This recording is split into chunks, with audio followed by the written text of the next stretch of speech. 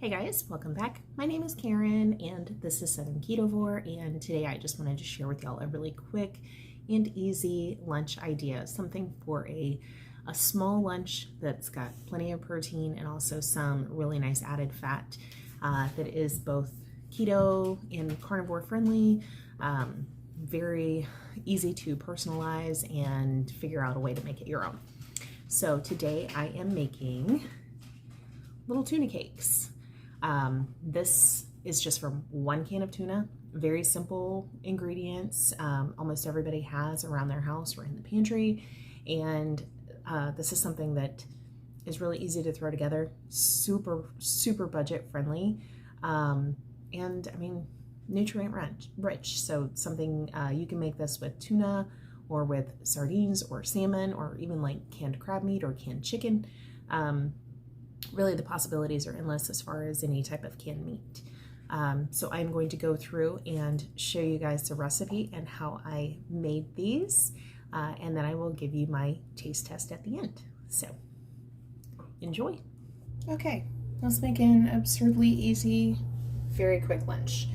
All right, we're gonna make tuna cakes. This is something that you probably have almost all of these ingredients around your house. So hopefully it'll work for you. I'm just going to use a 5-ounce can of tuna in water. You can use any brand that you like. I am just using the regular store brand. And we're going to break that apart and get it into a small mixing bowl. You can always prep more ahead of time, but I'm just doing enough for lunch for right now. All right. Now what I'm also going to do is go ahead and kind of break this up really well, just so that it's going to be easier to incorporate everything else. And as you can see, it's very dry. I made sure that I drained every bit of liquid off of it that I could. All right. Now, to that mixture, I am going to add 1 tablespoon of melted salted butter. And I'm going to add 1 large egg yolk. Boop. All right, and then I'm going to add a serving of grated parmesan cheese, which is 2 teaspoons, or about 5 grams. So I'm going to break out my digital scale and try to get 5 grams, just like that. And for seasoning, I'm going to use the original of the Cajun 2-step. That's Money Dude. You can also use Old Bay or Slap Your Mama would be really good, but I am out of the regular Slap Your Mama and only have the hot. So I'm just going to kind of sprinkle a good bit of this in there. All right. And this is salted, but the ingredients, I don't know if you can get in on this, really not absolutely terrible. So yeah, anyway, that's seasoning of choice for this one. All right, I'm just gonna get this all incorporated best I can, and if it's too dry and not quite wet enough, I'm just gonna add another egg yolk, but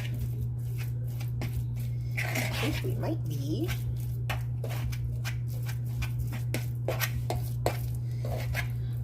good enough.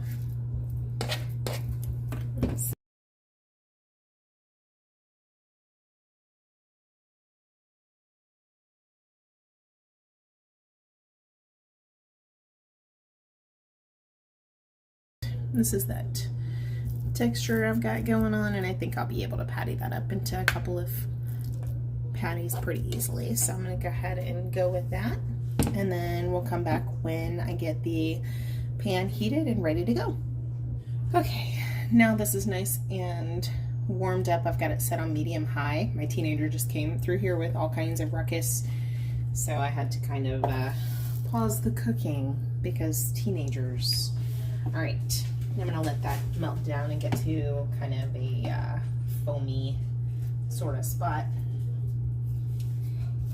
And I'm gonna form this guy into a little bit of a patty, and I'm going to do it thin because I want it to be kind of crispy on the sides. And like this, almost like a burger patty sort of, but for tuna. And I can tell that my dog is thinking about starting to yell again. So if that happens, sorry. It's multi-dog family problems. That's what happens. You have 4 and one makes a noise, and you know, it's forever Barksville after that.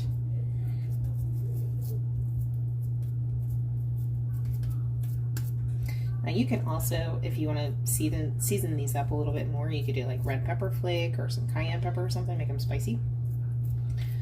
Might be really good.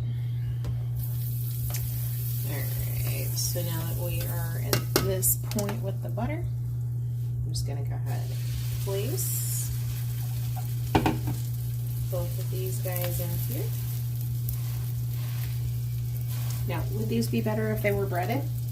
Sure. But you know what? I'm not going to sweat it. I know that they're going to be just as delicious and flavorful and everything with the seasonings. And being cooked in butter and get nice and crispy.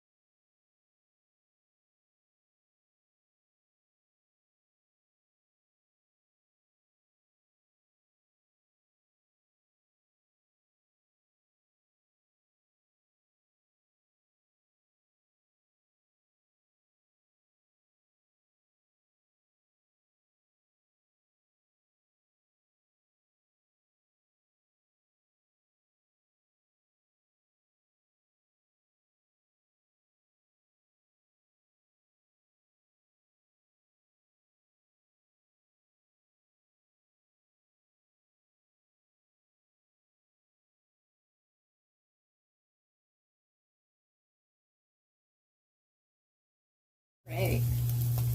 I'm excited. I'm going to go ahead and pull these off and put them on a plate and let these guys cool off until time to eat them. All right, now they have cooled off and I am able to give them a try, and I wanted to show you the way that I am serving these. Obviously, if you are doing keto, you could add these to a salad or add a vegetable side or something like that to it.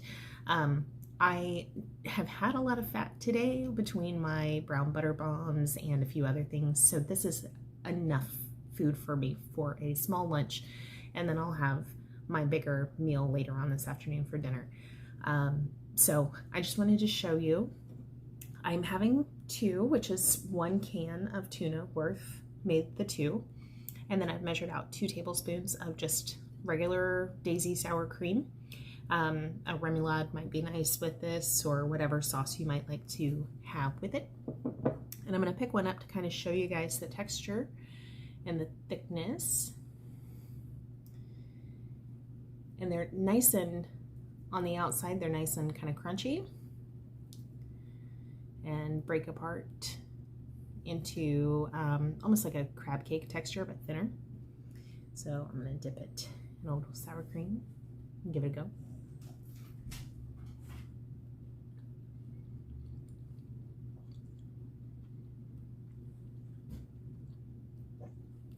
Yeah, that's good.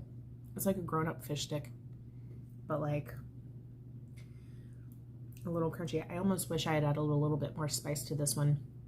Definitely consider adding like some red pepper flake or some cayenne or something to it, or even like chopped jalapenos might be nice. Okay. I think I'm a fan. I'm gonna try a bite without sour cream too, just to see. I mean, you can still definitely taste it as tuna, but it's not like crazy fishy. And it's just kind of like a nice alternative, as far as having like cold tuna salad. So